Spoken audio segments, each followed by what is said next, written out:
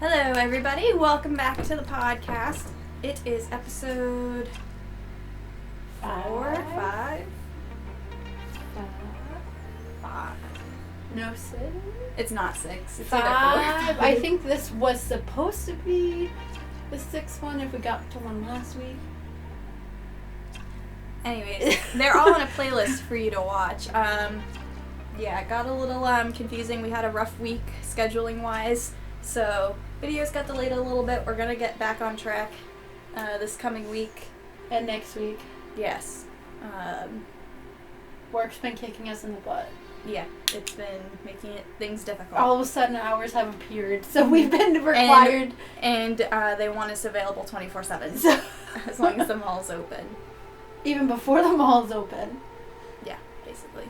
But anyways, today's topic will be basically just like childhood like shows and books and stuff that we liked when we were younger. Yeah. So what was the book that got you to enjoy reading? I don't know. I started reading really early on. I don't know what I read in kindergarten. I remember specifically in like first grade, my favorite books were the Junie B. Jones books. I remember it I don't remember if it was the grocery store or Walmart. I don't know, it was one of them, but they had a section of books, and anytime I went in with my mom, I would always be like, can I go look for a new Junie B. Jones book? So I just had a bunch of them. I think I might still have them. They're just packed away somewhere. But I know, those are some of my favorites. I remember, so there's a character, Lucille. For some reason, when I was little, I always pronounced her name Lucily. But the thing is, so my first grade teacher, we had to do these reading things where we would go and just read a little section of our book to her. Basically just show, demonstrate our reading abilities, where we're at and everything. And I pronounced it as Lucily, and she didn't correct me. So then I just thought it was that. Maybe it's up to interpretation. Maybe. But then it was I still pronounced it like that in my head years later, even though I didn't read it anymore. It was just when I if I thought back to it. Then there was just one random snap one day where it was just Lucille! It's Lucille! Yeah. Those are some of my favorites. Early on. I also liked Dr. Seuss books.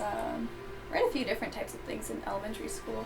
I gotta say, for me, it was hard getting me to read when I was younger. I mean, I did used to like Amelia Bedelia. I don't know if I read that. She's a maid. I definitely, read Where the Monsters Are. Is that what it's called? Where Max goes on the boat to the monster. Where the Wild Things Are? Yeah, that's Where the Wild Things Are. Read that. I read The Pigeon. I read the Alien Guy book. I still have these upstairs in my bookshelf. But I remember one in kindergarten, the Stellaluna. I don't know if you read that one. It was a bat. Oh, I know of it, but I don't remember if we read the book. I remember specifically watching the movie because I think there was one movie day where we went into a really dark room and we watched either Stellaluna or the option was The Birth of Christ or whatever. It was I went to a Christian kindergarten. But I don't know, it was some weird Rising for the Tomb. I don't think it was age appropriate. I don't know if it was or not. It didn't seem like it was. But I think we got to choose either between them or we could go back and forth. I think most kids chose Stellaluna. I know that I was so bad at reading. I'm pretty sure they would, if I remember correctly, they would take me to a separate room with some other children, and we would work on reading and writing. Because I was just really, I didn't care to do it. It's not that none of my family members tried, because my aunt loves to read, and that's all she does is read. So it's not they didn't try. I was just there was something in me that was just not interested. I was just not having it. And then in 4th grade, we read a portion of Charlie Bone. And then that summer, my mom, quotation marks, threatened me, if you don't do this, you're grounded.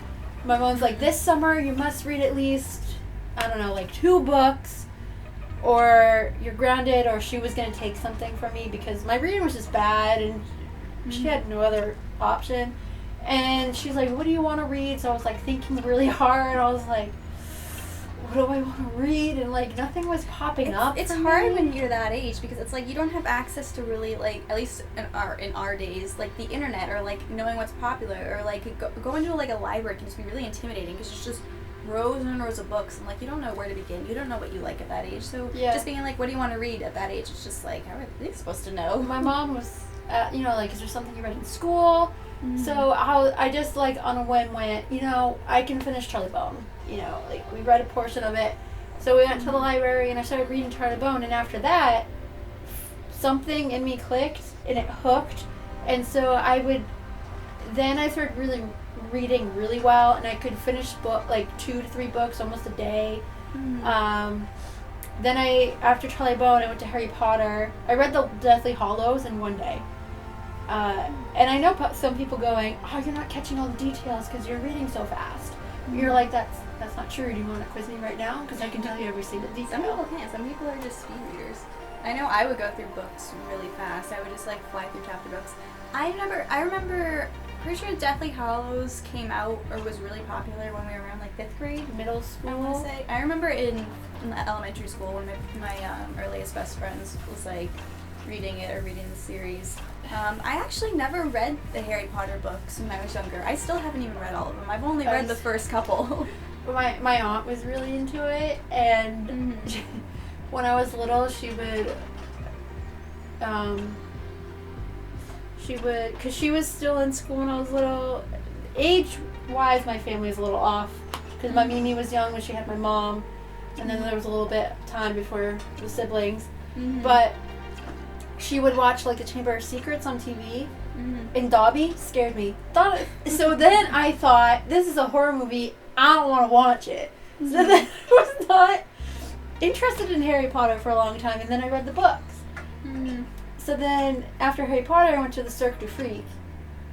And those, like, I was like, you probably know this, like, you're just hungry for more, right? You just keep reading and reading and reading. You're like, all right, next book, next book, next book, next book, next book. I've read some of these books from her, so, like, we've done this thing where, like, we each gave each other some of our favorite books to read. I don't think she's read any of the ones I gave her, at least fully. Yeah, I've gotten through some chapters. I've read, like, 1, 2, 3, 4 of yours already. When you're an adult, I find it harder to concentrate. Oh yeah, no, my attention span over these has just gone, woo. It doesn't help. It also doesn't help that we don't have any motivation. It's the motivation / school did really ruin reading for me.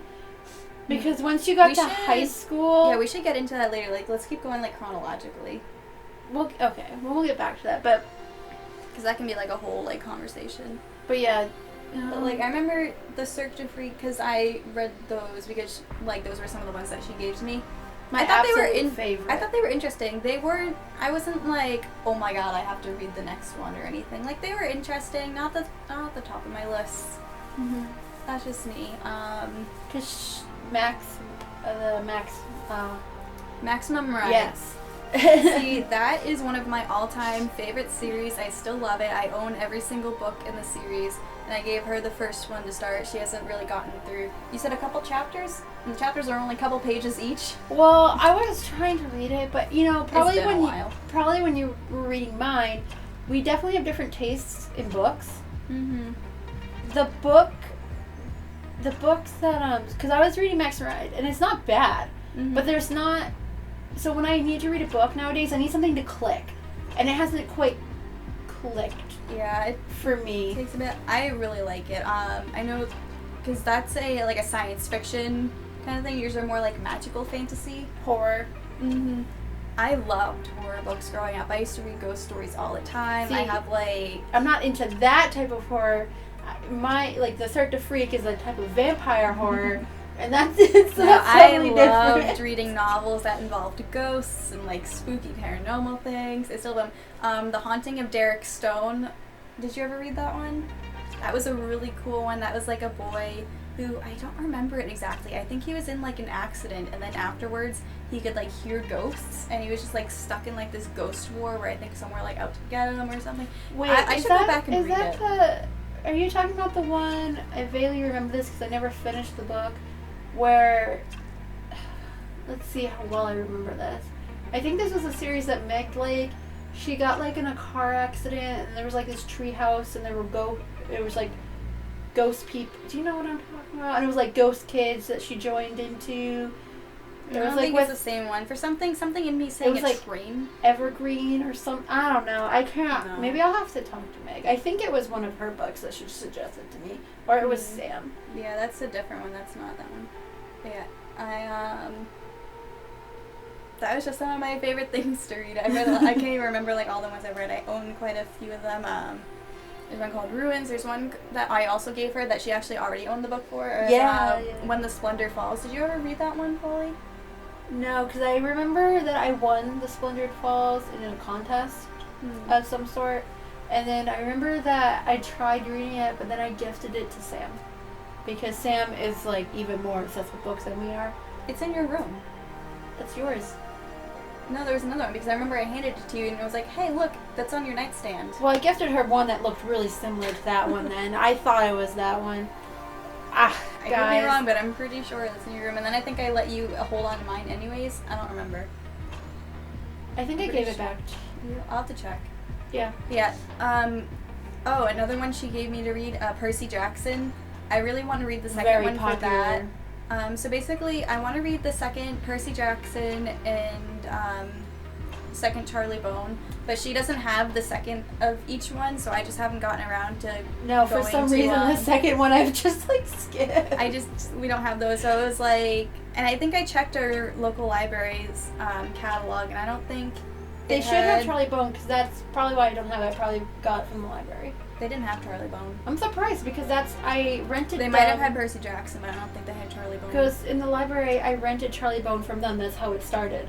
I didn't buy them until later. Maybe they don't have it. Although the last interlibrary loan. I gotta say, the Charlie Bone is like a UK series because the book. I mean, technically, so is Harry Potter.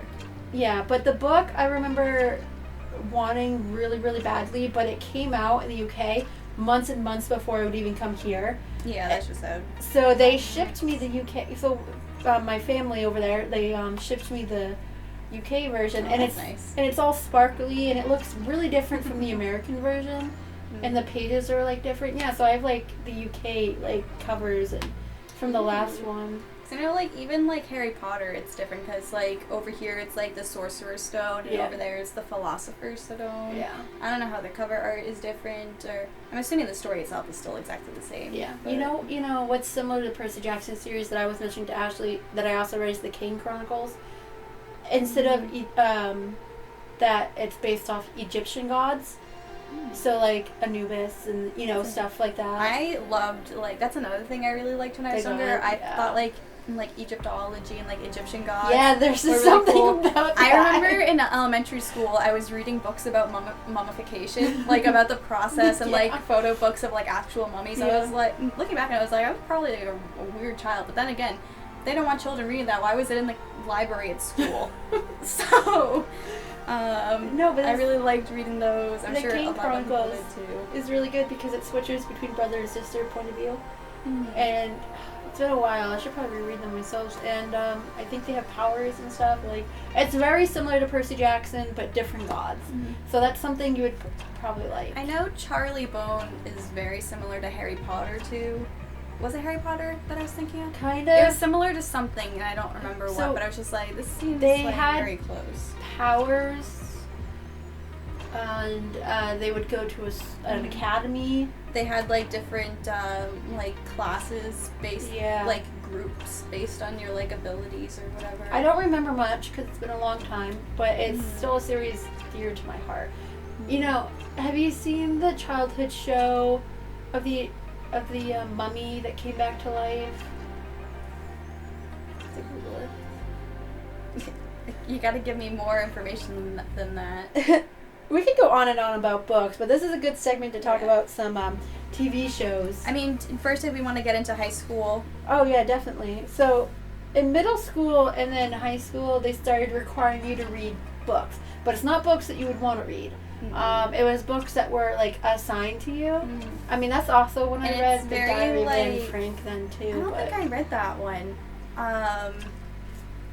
I never read The Boy in the Striped Pajamas either. I didn't read that, but I watched the film. I haven't seen the film either. But I know, like, some people read it in school. People have read The Scarlet Letter. I didn't read that. I read that in high school. I usually did things like Beowulf, Canterbury Tales. There's, like, a whole, like, Shakespeare, like, section in senior year. I had to read, like, books. I had to read the Big Brother book, the George. Oh, I like that one. 1984. I read that. I read Fahrenheit Gatsby, 451, Great Gatsby.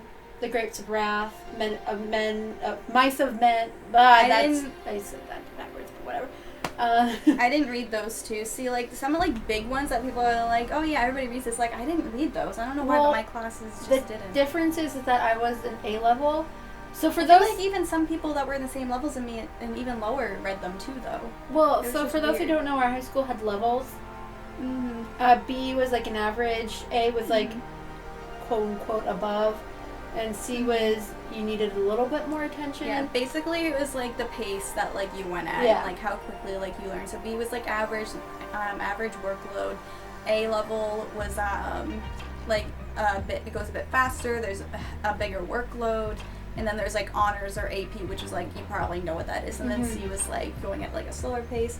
I think one of my teachers recommended like, hey, it was one of my English teachers, like, you could go up to A level if you wanted, but like, and I shouldn't have. It was awful. I knew like I probably could have handled it like intellect wise and like ability wise, work wise. But the thing was, I was just so overwhelmed in high school, and I just constantly had so much homework, and I just had so much like I struggled so much getting it all done. I was like, I can't handle that workload, so I'm gonna just B. See, like the Grace and Wrath of Mice and Men, that was like a book that I was reading for the research paper, and we had to write like 50 note cards a day, and then they would check in, and you would your partners would like count how many note cards you had, and you would have to write it down on a piece of paper, and then teacher would take it, and then you'd be graded on stuff like that. I did that. Another book that I read too was like, I forget the name of it, but it was about the patients that couldn't move and let them. It was a research book.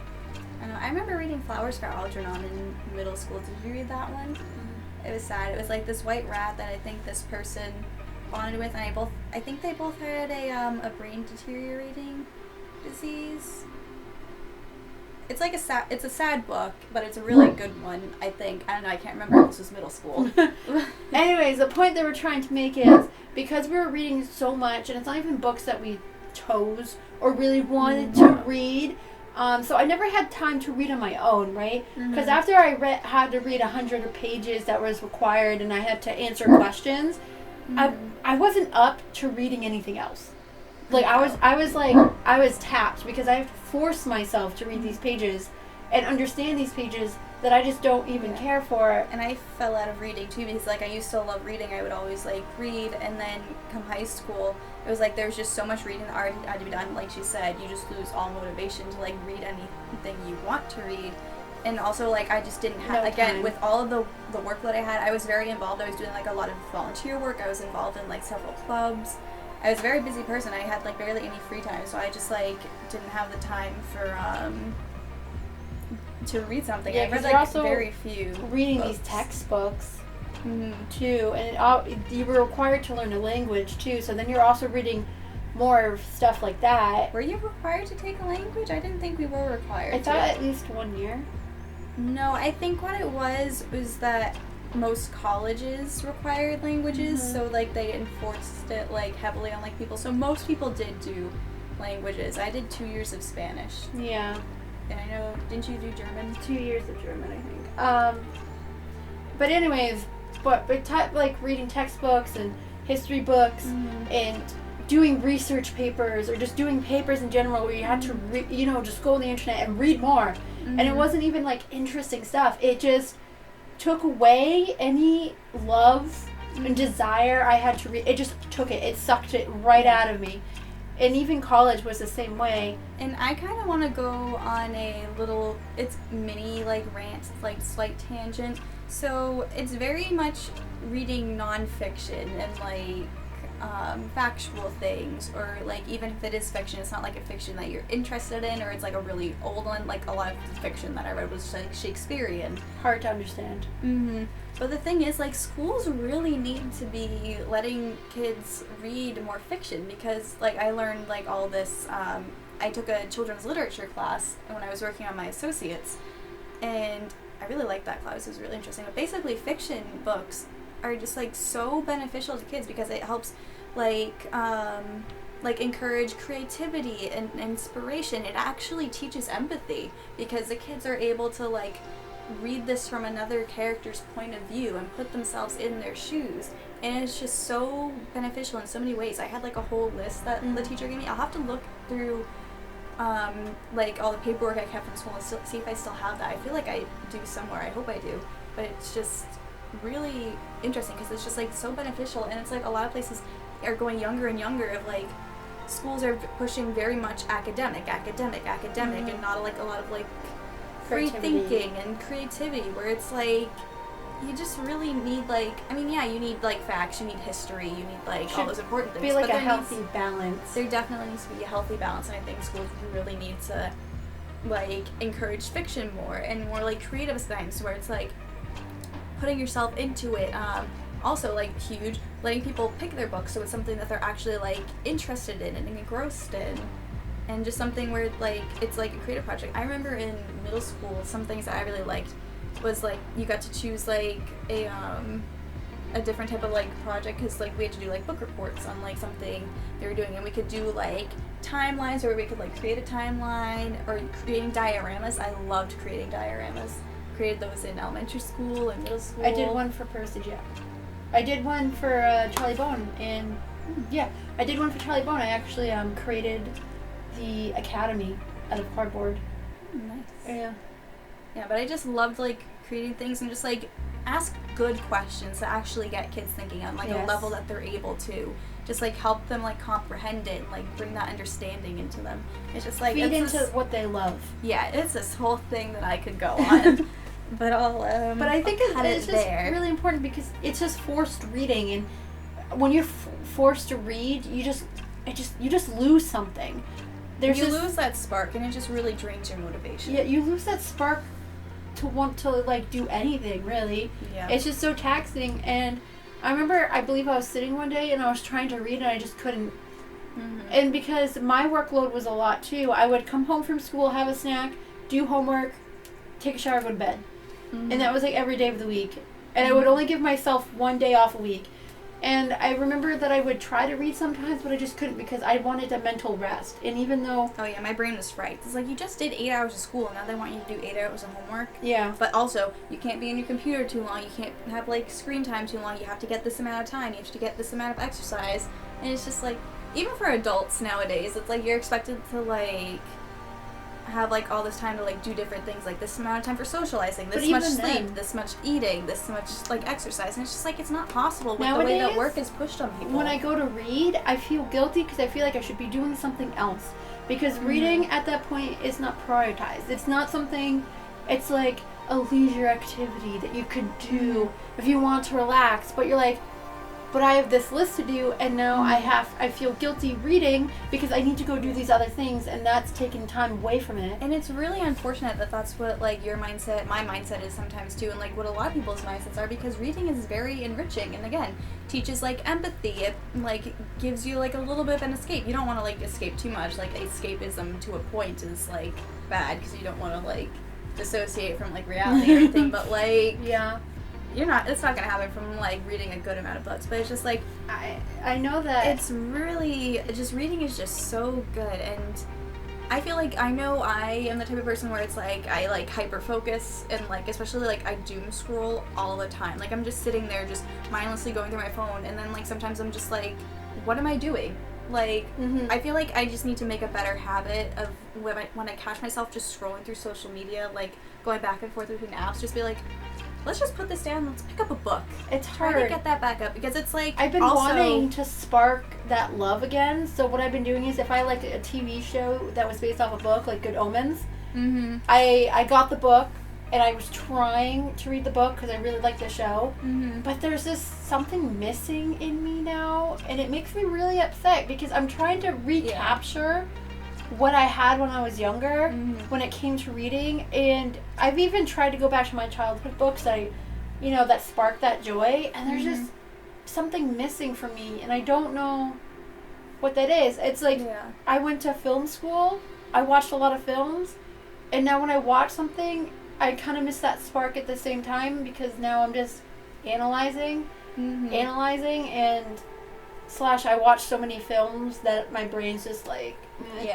and you're just like you don't feel like you can like just sit and enjoy a movie. You feel like you have to be like analyzing it. Yeah, like I need what to. You were trained to do. I need to write notes. It's like when I was in animal science, and I did 3 years of animal science in high school, and it was either the second year or third. I think it was the second. We learned how to like judge cow udders based on like their health and like appearance and shape and stuff, and I just couldn't look at cow udders differently after that. I realized that's a nice set of teats. We got a little off track, but I guess that's a good suggestion for people though. Find the book that originally got you to read, try reading it again, because if it ignited you then, it's possible I could do that again. I know I've done that. Like I've reread Maximum Ride like so many times. Like I know what was it, a junior year of high school, when I was just like, when she was home on the weekends and I was at school, I would just like curl up in the chair when I had some free time, and I would just reread through the books, and I'd like finish them so quickly just because it's like those ones I just really love. And so I've even tried reading The Cirque du Freak and nothing snapped me back. So you guys have any suggestions to snap me back? I would love it because I've tried and I just can't get there. I don't know if there's some kind of block of hatred just like when I'm reading things, but it's probably like a psychological thing, because at this point you're probably guilting yourself subconsciously into not wanting to do it, since you like already said like I feel guilty for doing this because I feel like I could be doing something else. So it's like almost like reading is a burden now, because you just in the back of your head you're like, I want to enjoy this, but you have like this and this and this just on the back of your mind weighing on you. So maybe this would be like almost impossible to do. Like do it when you have like absolutely nothing to do, but I know that's like not possible right now. Not anymore. Not for either of us. Not with our YouTube career. Or trying to start a career. Or just even just before this. Not that we're even like making a career out of it, but like anyways. But it's probably just something you have to like do a lot of like self-reflecting on. I won't dive into your psychology on this podcast, but probably find some like workbooks or like join like a reading support group. Crazy. Anyways, back to books. We'll definitely write a few of the titles in the description for anyone interested in checking them out. We would love to hear what you guys like to read as well. Yeah, what some of your favorite childhood ones were. Oh, I remember, I think you read this one too, the Chronicles of Vladimir Todd. That was a vampire one too. You didn't read that one? It was like this angsty, like emo, like teenage vampire. I think it was popular. I read a lot of Darren Shan. I don't know how to say his last name. Because he did the Cirque du Freak. I read the Executioner from him. I read the prequel to the Cirque du Freak. So I read a lot of his stuff. His stuff was really good to me. Anyways. I remember I read the Hunger Games too. I forgot about those. I think I started reading those because I was in a book club in middle school, and I think that was one of the books we read. So I read it before the movies were like even a thing, and before it was even huge. Same. Did you read about the Shadow Hunter people? The one that the TV show is based off of? Yeah. No, I didn't. Did you? I don't remember if it is the series, so don't get mad at me. But I think it is. I think that one of the books was called City of Love.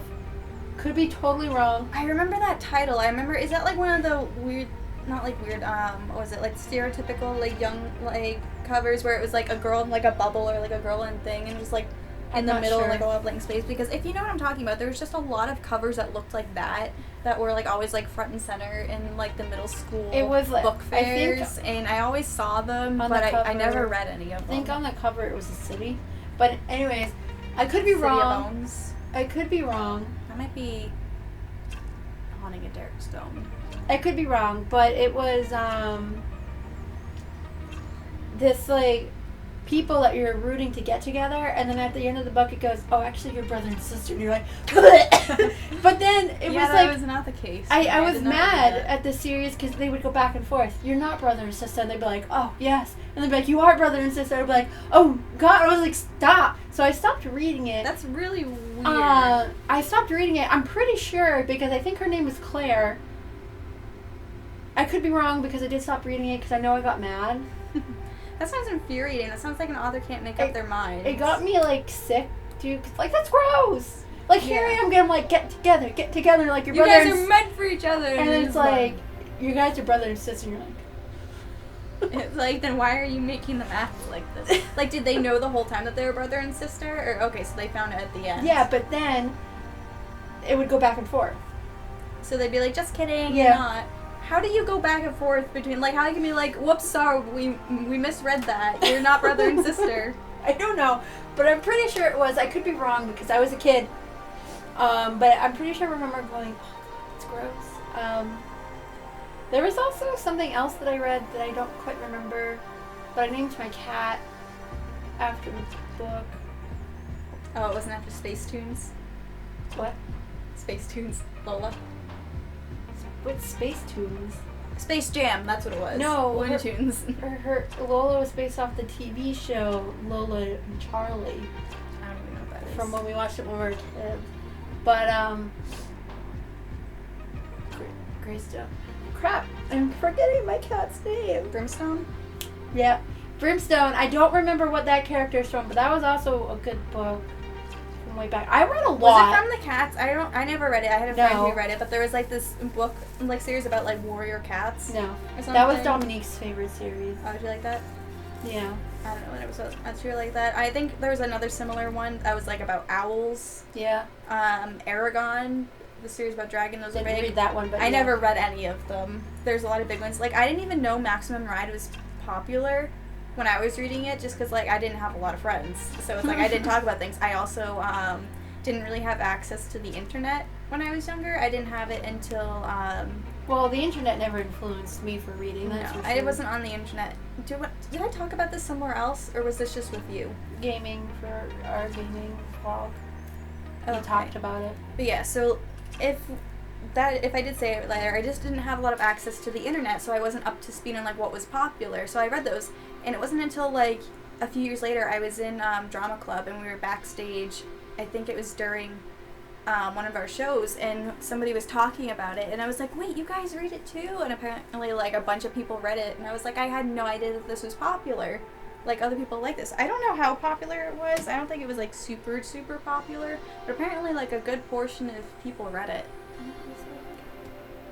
I was not one of them. And then, what was that other one? They made a film about it, and Meg read it, we all read it. It was about the girl that would use a Sharpie and write things on her arm or on the walls. And I think she had a power maybe. And they adapted it. It was like Beautiful something.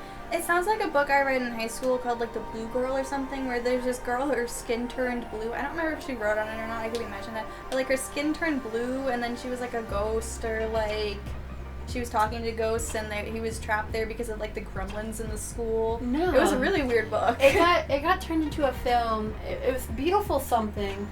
I'll find it. And Beautiful minds, beautiful souls. I'll put it in the beautiful- description because it was a good book that my friend group liked, and we watched the film, and Meg actually stormed out. So like when it comes to like adaptions of books, it's not good. Harry Potter's the only one that I can respect for adaptions. Like it didn't make me mad. Even the Hunger Games wasn't terrible, but there was one thing in the Hunger Games that I wish they put in, which was the wolves having like Rue's eyes. Oh, the one I thought you were gonna talk about, like the story about how she got the pin, because that made me mad. The Mockingjay pin, because they cut out like a whole like thing, like she just like got it off the black market or whatever. But it's like no, she got it from like the mayor's daughter, Madge. I think that was her name, right? I don't. It was something like that. Like it was like a gift as like God, thanks for like going to war for us, and it was like a huge thing, and that always bothered me because it was like such a huge significance to it. I feel like having those wolves chase them with eyes of the victims they killed, I just really showed how brutal they were, more so than it seemed in the films. Because I thought they did display somehow a way to like be like, oh, that one was like this person or whatever. Did they not? I haven't watched the movies in a while.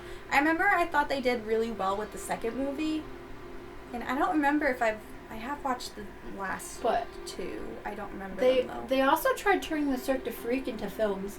So what they did was they took the first book and the second book, because the books are not long. They're like 100, 200 pages books, and there's 12 of them. So they took the first book and the second book and they mashed it into one for the film. But even worse, what they did was, which I think was an atrocity, they made up a character. Made her up out of the blue. She never existed. I hate when they do that. It never existed, and they made her into, because in the second book it's like a circus freak show, and they,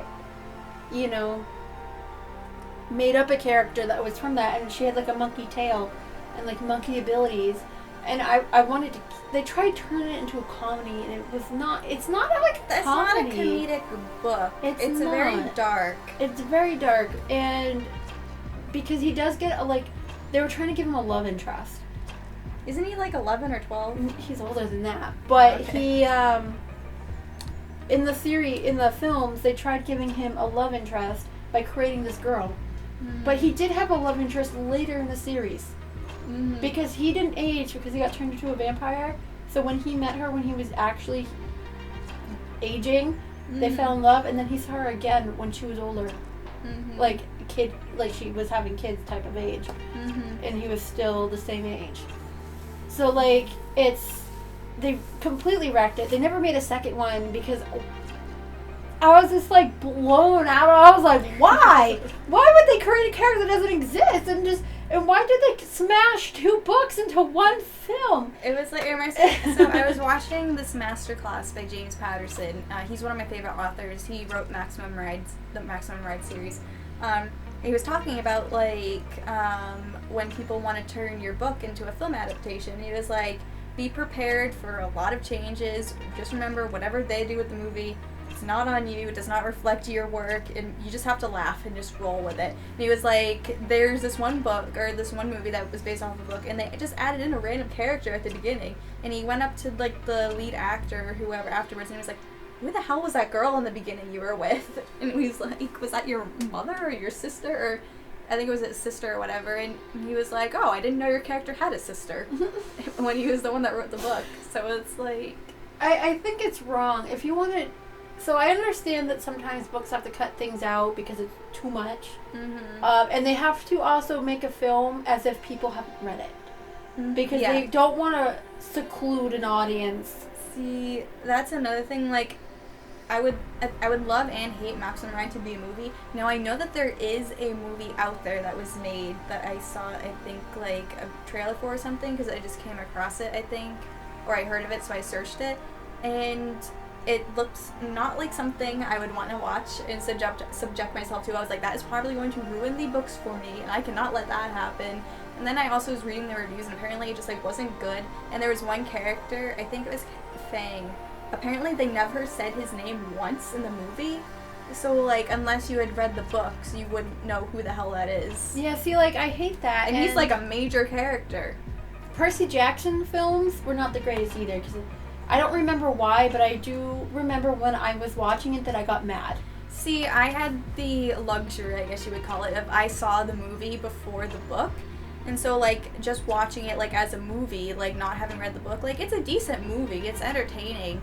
But when you compare it to the book, it's like, oh, lordy, I can tell why people are upset with this. Just because it cuts so much out. I know, the pearls were, a huge thing. Obviously, that's a huge basis of the movie, is they're going to, find the pearls to go to the underworld. But it's just, and also, the characters, I think a lot of people, his name was Grover, right? His theater. A lot of people weren't happy with how his character was portrayed. They felt like he was very, stereotypical compared to, his character in the book. Basically, there's, a whole, we won't, go into it too far because of, spoilers. I would love to be put in charge of an adaptation. You know why? Because I wouldn't make it a film. I would make it a TV series. So then each episode could be a chapter. Or maybe if the chapters are... for it to be a good stopping point. Or at least if the chapters are not that long, like Maxim Ride, you can combine a few into an episode. Oh yeah, you would have to combine quite a few. But that's what I would want to do, because we're writing a book. Yes, we have been since like senior year of high school when the first concept first started, and it's changed so much since then. And it'll change more as we go back and like edit through it, but we're working on like a full novel. Yeah, we are almost done the last chapter, and then we have to go back. Are we on the last chapter or second to last? No, this is the last, baby. Oh, I don't even remember where we were because it's been so long. We haven't gotten to work on it in a while. And we're working on it, but after that chapter, we have to go back in, edit some things, make sure it actually flows. And get some proofreaders. Have them point out like what needs editing, what needs adjusting, if anything should be added in and taken out. I feel like we need to add lengthen because I don't know how. Well, we still got to add some things. We got to change some character personalities. We have to go back, make things consistent, fine tune some characters. Yeah, because there's this one character we couldn't decide on his personality. So every chapter, it would flip because we go, I don't know, how about this? I don't know, like, how about this? First we start like, oh, he's like nice, and then we're like, no, we want him to be douchier. And so it's just back and forth, and he's just so neurotic. Yeah, and then we had another character. We made her, and then I was reading something online, or you were, and we go, oh no, we made her stereotypical. Change it. And so her personality has also flipped. Yeah, we basically had like a long list of things we have to do. Like it needs some like major revising. It's like any books do. Like it's the first draft, so it's gonna go through a lot of changes still. But yeah, a lot more needs to be added in. We have to go like back in because like also as we're going in and making like the story like even bigger and intertwining, we're like we figure out like this huge like plot thing where it's like, oh, we're gonna have to add like hints of that earlier on. Yeah, but it's okay. The revision won't take as long as it's actually taken us to write it. Yeah, I mean that's for sure. As far as just getting ready to just also like I feel like this is more about reading. Maybe we can do like another chat about like writing and what that's like, or we could just like have the section going now. I don't know how long we've been going for. We won't talk about TV shows. That would be a different podcast. We'll save TV shows, but for like writing, so should I just like talk about writing a little bit? You could do a little bit. You don't have to go in depth though. Okay, I was just gonna go about like co-writing because I know there are some like authors who like co-write books together. I don't know their full process. I know in the masterclass with James Patterson, he was talking about like a book that he co-wrote with somebody. Basically, he would write something, send it to her, and she would like send it back with like her ideas and write it. And they would be like, okay, this is what I want them to do. This is what I want them to do.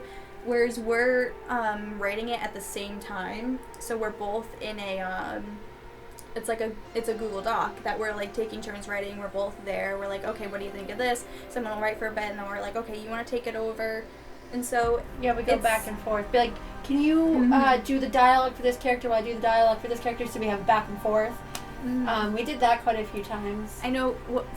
How it starts out. I won't give away too much, but we each basically. I'm not gonna say like took the persona, but we like took control of a character. So like the character's kind of like an extension of ourselves, kind of. And we basically made the personality for that character. So we were an expert on like our character, our assigned character. And so we would do like one person would write a chapter on that character's journey. The next chapter would be the other person's, and we would go back and forth until eventually they meet up, or we're going like more like third person and like things. I know that can get a little challenging because we both tend to write in different tenses. Like I write in past tense, she writes in present tense, and so that's also a big thing we're gonna have to go back through and change. I write in present tense because in film classes, while you're writing the research papers, you're required to write in present tense. So now that's just how I write now, because it's more like it's not past tense to these people yet. It's still in the present for them.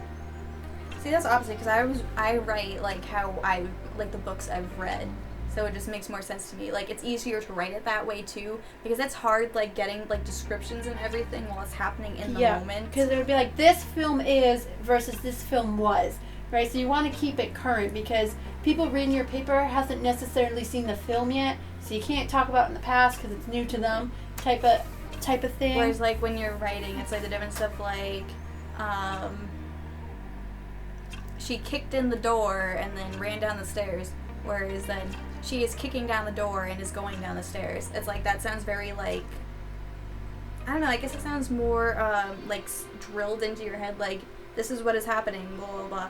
I don't know how to explain it. I know she was like, we gotta change it to mine. I'm like, you're gonna have to do that because my brain, because I used to write like that, but then when I had to make these film essays. I'm not doing it like we have to do it my way. It's no. Like, it's a thing that we're just like, we feel like it would make more sense that way. Yeah. So now, right now, it's basically like, it's just a mess of tenses. We're like, okay, we're just gonna get all our ideas out. Yeah. And then we're gonna go back and just fix everything because later. I can't spam through. I just can't switch back because I did that for 4 years. Yeah. And that's not something that I can just switch and start writing the other tense. I'm having difficulty doing that. That's another thing with, like, fiction that I'm gonna, like, go into for a little bit. In school, it was all research papers. I didn't, like, past, like, elementary, maybe middle school, I did not write a single creative piece of work, and I hated it because I love, like, reading and writing creative work and, like, creating stories. And then after that, it was just none of that. So it's, like, again, just eliminating all creativity and, like, passion out of your brains, where it's like, research this, research that, and you're just turning into, like, a piece of stone instead of, like, a beautiful painted wall. Bringing in the metaphors. But it was just so infuriating because I'm just like, because I did like to write, and my teachers always considered me a really good writer. Yeah. Because in high school, we always sat with a group of friends in senior year at the same table for lunch. Mm-hmm. So what we wanted to do was everyone at that table comes up with the main character, and then we would take turns writing. Yeah, so basically kind of like what we were doing with the book now, it developed off of that, but basically we want everybody to help write it off. So we basically wanted to pass it around in a circle, like, okay, this person write one chapter, and then the next person goes off of that and writes another, then the next one writes the next one, and it just keeps going around and around just to see where the story would take you. Mm-hmm. And we thought, we were like, this could be like a really cool idea. I know it can get really silly, but yeah, nobody else like was really interested. A couple of them were like, oh yeah, that's a good idea, but it never happened. So then we just took the turn. And yeah, at some point during our friendship, we went from group chatting to everybody to just me and her. That happens when you're the only two responding to each other. So we're like, why not just go into our separate group instead of it's their fault we're friends. Being in the group chat and like sending messages that they just don't care about. We're just like, it's fine. They don't have to answer things. No. We're not expecting like an answer, unless we're like just, like explicitly asking you something. And it's like, no need to bombard you with messages that you don't care about. So it turned into this, and maybe we don't want to say much because this sounds awful, but I've also been told, do not tell people your idea until it's done. Yeah, I don't want anybody knowing what our plot is about, like people stealing it. And to me, I feel like that is very sad because all I want to do is talk to you guys about what this is, what our characters are. I'm excited. This is where this is going. I'm so excited about our book, and I feel like it's a really cool concept, and it's like, there's like two themes like I want to like say like it's like this genre and like includes this, but like that's gonna give away so much because in my head we're the first to combine these two genres. Yeah, I haven't seen this happen yet. I haven't read that many books, but I haven't like as far as I'm aware, we're the first ones to combine the two. Mm-hmm. So into like directly relating to each other. Yeah, into like this group. So, I don't know, I'm really excited and I just want to talk about it so bad. I'm so excited and I wanted because and I also just like really like the characters. Like they're all super cool. Obviously I have can we say our characters' names, the two main ones? Well, yeah, we can say their names. Okay. I mean, who cares if somebody steals the name? So the one that I wrote is Brandy. Yeah, I got Sunny. And I just feel so connected to Brandy because like I said, they're like basically extensions of ourselves. Like Sunny's way nicer than me. Yeah, we basically put like some of our personality into like how they are. Like not exactly, like they're obviously like more extreme or exaggerated or whatever than the other, but I don't know, it's just like cool just having these connections because it's like you guys know, like if you like a book and you're like, I have a connection, like this is my favorite character, this is who I relate to. It's just like, it's nice just having this character bond. When you write a book, be aware of the characters that you're putting into, because we're trying to be diverse in ours, so that it's not just. So we can say this because it's not going to get rid of everything. We are purposely not stating what our characters really look like besides hair and eye color. We want people to imagine them how they think, so they can be whatever they want. Yeah, it's like you're not stuck to something. Like we both have like in our heads like what these people all look like. Yeah. And, like, some of them, like, it's, like, an important part of, like, there's a point to, like, how they look, like, another main guy's hair, other people just like to describe how they look and how we envision them, but for, like, the main, like, characters and for most of them, we're not giving too much, like, information on what they look like. Just enough where you can picture it, but you can picture them almost however you want. And I feel like that's important, because I feel like... Kind of like there is, like, with Hermione from Yes. Harry Potter, like, some people were like, she's white, but also, like, envision her as being black, because they're like, oh, the frizzy hair, but it's like, I mean, frizzy hair isn't, like, native to, No, but I one love race, that they thought that, too. Yeah, it's nice having that, like, ambiguity that it could be, like, it could be this, it could look like this. Because even in the beginning of our book, we never said the gender of our characters. I mean, we said it now, but... No, but we never said the gender of them, either. No. For purposely, for a little bit. Brandy and Sunny are general neutral names.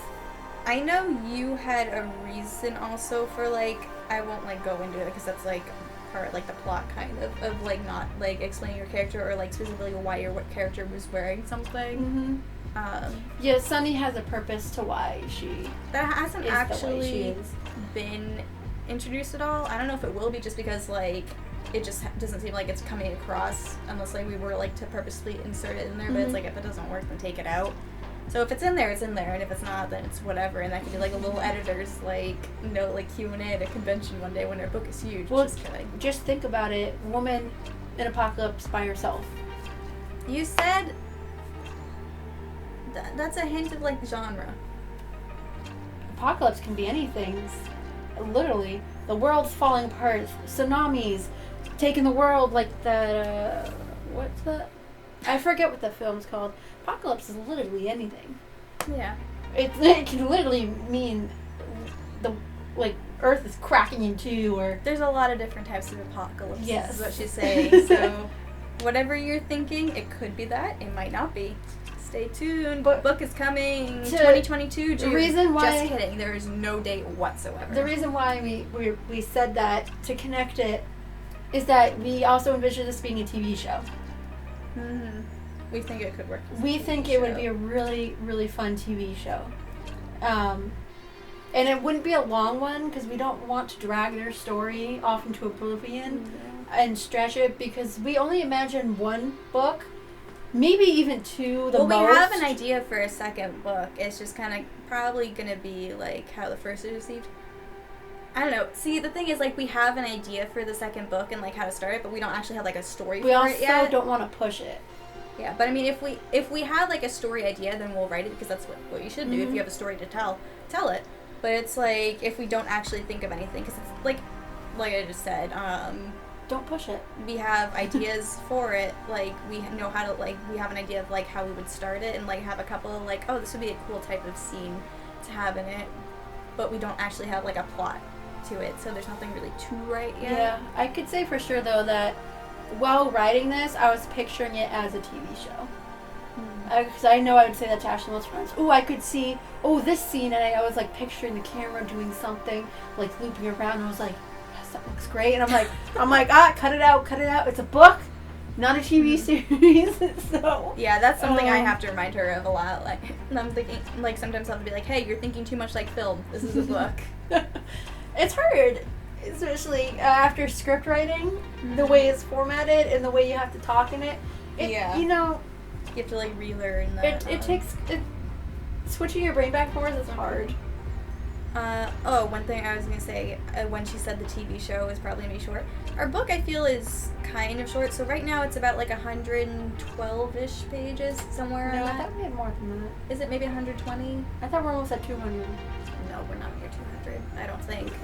I don't remember. It Anyways, takes forever. even 200, that's not really long. So it's not really a long book, and that's, like, how many pages in Google Docs. And I don't know how that will translate into book pages, like, once it's, like, formatted and, like, printed or, like, whatever. And I'm like, I feel like that's a really short story for me. Oh, should we give them the title at least?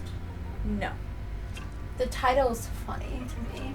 I don't know if the title will end up staying, but I think it's pretty hilarious. The title should stay, because this title, the whole story was based off of the title. It was. Because we were just like, oh, what if we called it this, just to be, like, ridiculous and annoying. And I think that was the beginning, even in senior year. Yeah, that's where it all began. Yeah. That was the point of it. It was called... You'd be like, imagine going to the bookstore and going, can I have blah, blah, blah? Like, yeah, we were like...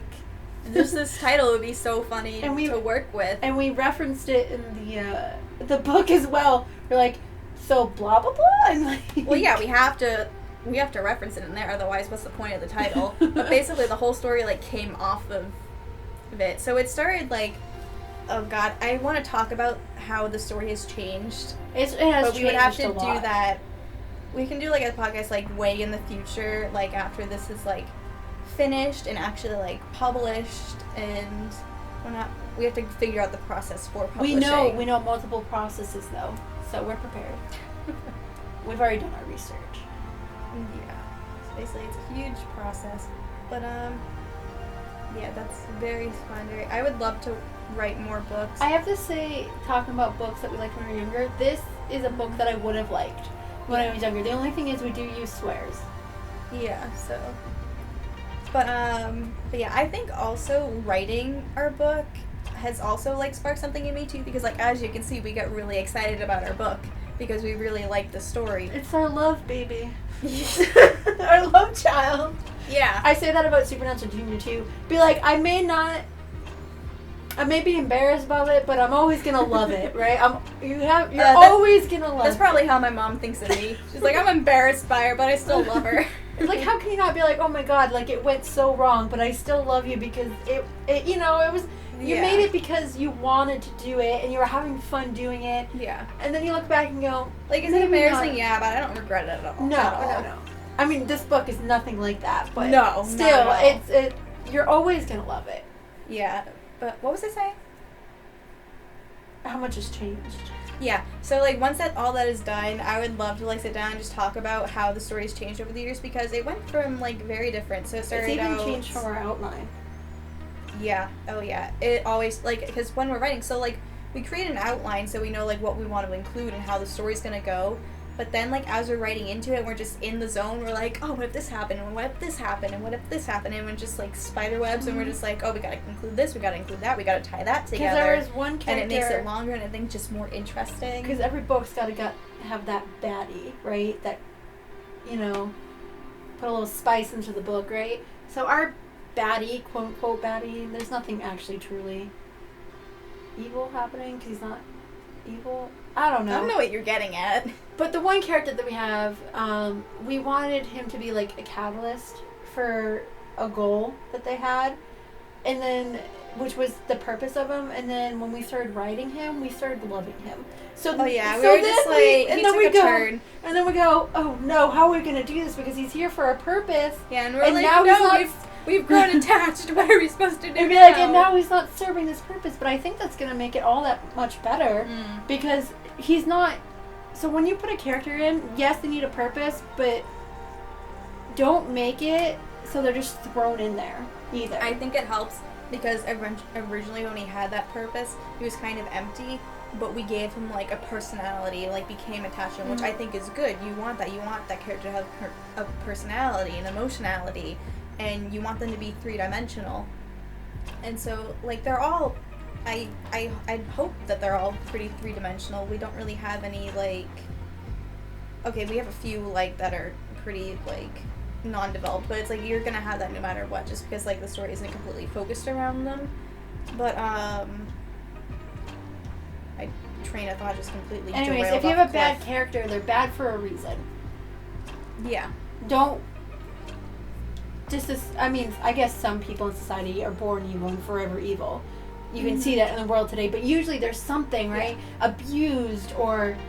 Don't make him flat. Make it like there's a purpose behind it. Well, he's not abused, story. But I'm just talking about in society. There's usually something that goes like this, and it causes a whole lot of this, and then when they explain it, you go, I can understand how you got there. Yeah, because I think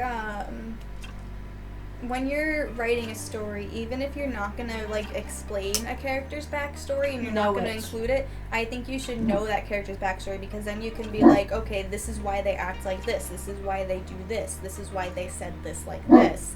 It just helps, like, again, I'm going to say, makes them three-dimensional. Makes them a person. Yeah. Which is what you want. You want your readers to be able to connect with them. But we went off topic again, but I was just saying that he's changed a lot. He went from being, I guess, somewhat flat.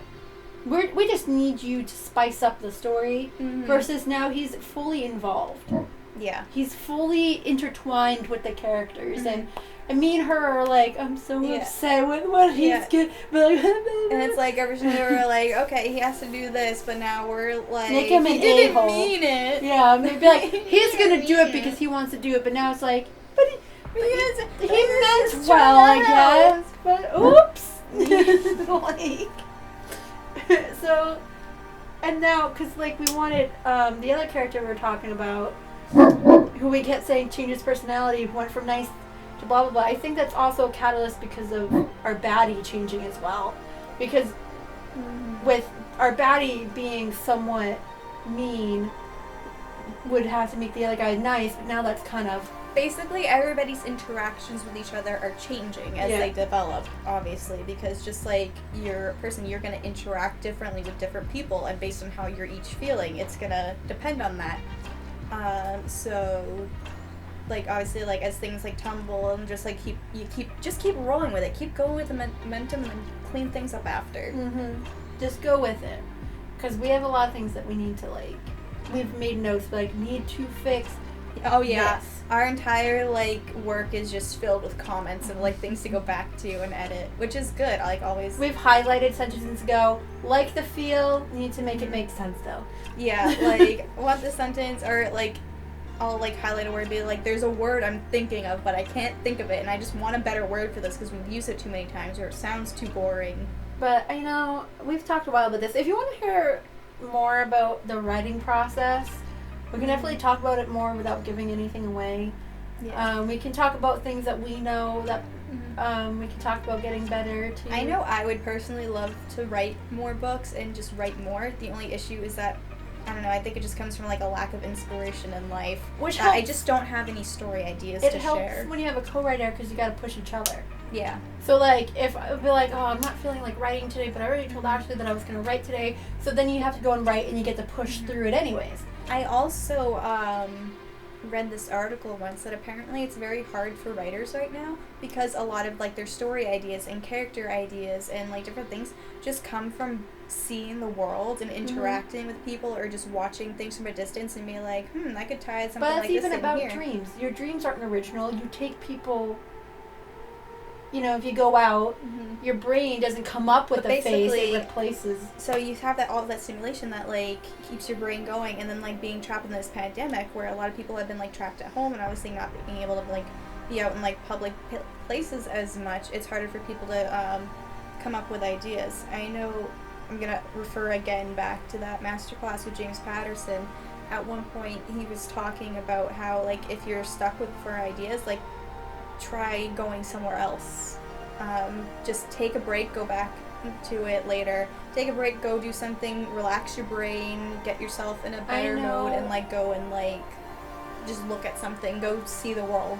Because again, like, and you can't see the world right now, but exactly. What I do is I take from TV shows even, because sometimes I'll go, Ashley, I want to film this thing. Look at this. This is kind of where, because I'll see like an image sometimes and go, this, like, I want this feel. I want this feel. I want this, like, so, like... She's ripping off TV shows, guys. No, because it's nothing like them, but the feel is what I always go for. But basically, he was saying, like, you tend to write what you know, which is what you always say about film. Like, you just write what you know, because what else are you supposed to write about? So, like, the more you see and experience and everything, the more creativity you'll have, the more ideas you'll have, the easier it will be for you to write or to draw or to paint or the film. Yeah, because when they say you write when you know, then I got scared of watching too much and accidentally ripping something off. Right? Because what I want it to be original, not for somebody to see it and go, oh, I saw this and this. So, just know that every story has already been written. What you're doing it now, you're just changing it. There's no plot line or storyline that hasn't been done at this point. Mm-hmm. Except for our book. All you gotta do... Just kidding. There's probably some ties Well, there. there's always structures, fantasy, I almost said the title. science fiction. Like, they all have a structure, right? In the genre, and that makes it genre. Everything has already been written. What your goal is to make it different, make it exciting. We should talk about like tropes in a podcast, and just about how they're relevant in like films and how they're created. Yeah, if you guys want to hear that, because that's why we decided to change a character, because we realized she was a trope, and we didn't want to do that to her. Mm-hmm. We wanted it to be better. We wanted it to be better for her. Mm-hmm. We didn't want her to be stuck in that trope. So we can definitely talk about that too. But I think we can end this here. We went off a tangent. We didn't get off to TV shows, but we can definitely talk about that too, which I would love to. We can tie that in with tropes too. Like, we can talk about like our favorite ones growing up, and like the tropes that we see now, what we watch from movies now. Because I gotta say, for example, the magicians, they felt like they were stuck in a trope, and to get rid of that trope, they got rid of the main character to try to make it more diverse. Which I still think is awful. And I'm not going to say more than that in case you want to watch it. But it definitely upset us to be like, what's the point of waiting this long to change? Keep going at this point. Yeah, we're infuriated. We still haven't watched the last season because we're just like so heartbroken that they would do this to us. Like, it's just because there's a white male lead. Well, now they're going to know who got taken out. There's multiple characters in that. But... anyways, we'll wrap this up. We'll chat with you next time. Be sure to like, comment, and subscribe. Again, tell us what you liked reading. If you like writing, what your favorite types of things to write are. How do you reignite the flame? Let me know down below. Yeah. Give us and some other people inspiration. And some inspiration and some tips on how to reignite your creativity flame. Your love. Yes. Well, thanks for watching. Bye, guys. Bye.